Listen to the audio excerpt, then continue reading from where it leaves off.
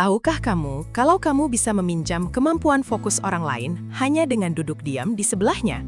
Pernahkah kamu merasa sangat kesulitan menyelesaikan tugas saat sendirian di kamar, menatap layar kosong berjam-jam tanpa hasil?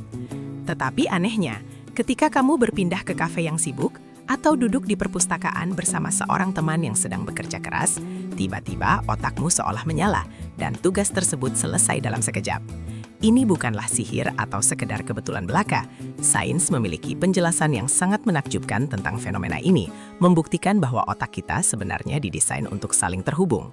Fenomena ini dikenal dalam dunia psikologi sebagai body doubling atau pendampingan tubuh. Sederhananya, ini adalah praktik di mana kehadiran orang lain, baik secara fisik maupun virtual, berfungsi sebagai jangkar untuk memusatkan perhatian kita. Saat kita memiliki tugas yang membosankan atau menakutkan, otak kita seringkali memproduksi hormon stres yang membuat kita ingin melarikan diri atau menunda-nunda pekerjaan. Namun, dengan adanya sebuah sistem pendukung di dekat kita yang sedang fokus melakukan pekerjaannya sendiri, kita tanpa sadar menggunakan kehadiran mereka untuk menstabilkan kondisi mental kita, tanpa perlu berinteraksi atau berbicara sedikit pun. Lalu, apa yang sebenarnya terjadi secara biologis di dalam kepala kita? Rahasia utamanya terletak pada kelompok sel khusus di otak kita yang disebut neuron cermin atau mirror neurons.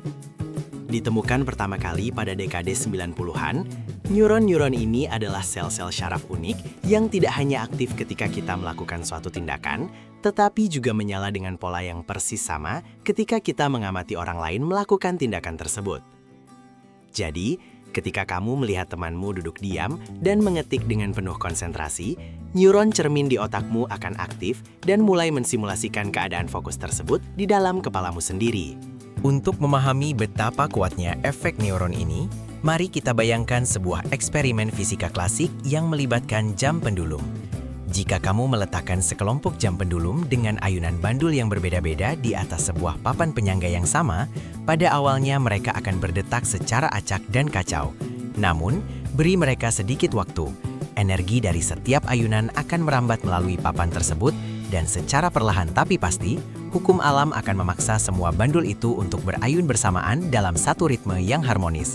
Proses fisika yang menakjubkan ini disebut sebagai entrainment atau sinkronisasi otomatis. Sama persis seperti sekumpulan jam pendulum tersebut, sistem syaraf otonom manusia memiliki kecenderungan alami yang kuat untuk mencari sinkronisasi dengan lingkungan di sekitarnya.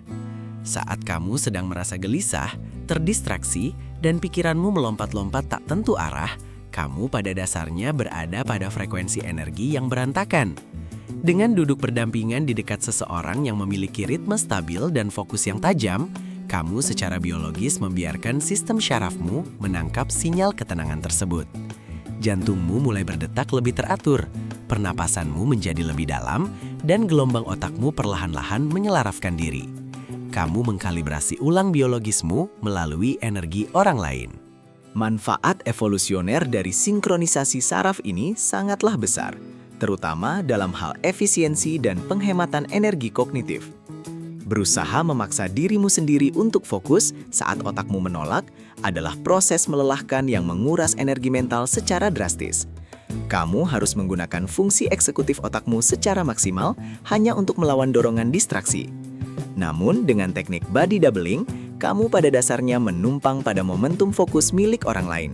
Otakmu tidak perlu lagi mengeluarkan energi ekstra untuk membangun dinding konsentrasi dari nol. Ia hanya perlu menyesuaikan frekuensinya dengan gelombang fokus yang sudah mengalir di ruangan tersebut. Di era serba digital ini, kita tidak lagi dibatasi oleh jarak fisik untuk bisa memanfaatkan fenomena sains ini. Konsep otak pinjaman telah berevolusi dari sekadar duduk bersama teman di perpustakaan menjadi sesi belajar virtual, platform coworking online, hingga video siaran langsung di mana ribuan orang berkumpul secara daring hanya untuk bekerja dalam keheningan bersama-sama. Otak prasejarah kita yang berevolusi untuk bertahan hidup dalam struktur suku yang erat tidak terlalu membedakan antara kehadiran fisik nyata dan kehadiran virtual. Selama pikiran kita merasa bahwa kita tidak sendirian, neuron cermin akan tetap bekerja secara maksimal. Jadi, berhentilah menyalahkan dirimu sendiri jika kamu merasa kesulitan untuk menjadi produktif saat terisolasi sendirian. Otak manusia pada dasarnya bukanlah mesin komputer yang dirancang untuk beroperasi secara mandiri di dalam ruang hampa. Kita adalah makhluk sosial yang sistem sarafnya didesain untuk saling terjalin erat dengan sesama kita. Lain kali kamu dihadapkan pada pekerjaan berat yang terasa mustahil diselesaikan seorang diri, jangan siksa dirimu sampai kehabisan tenaga. Carilah seorang teman, bergabunglah di ruang kerja virtual, pinjamlah ketenangan dan fokus mereka sejenak, dan biarkan keajaiban sains alam bawah sadar yang mengambil alih.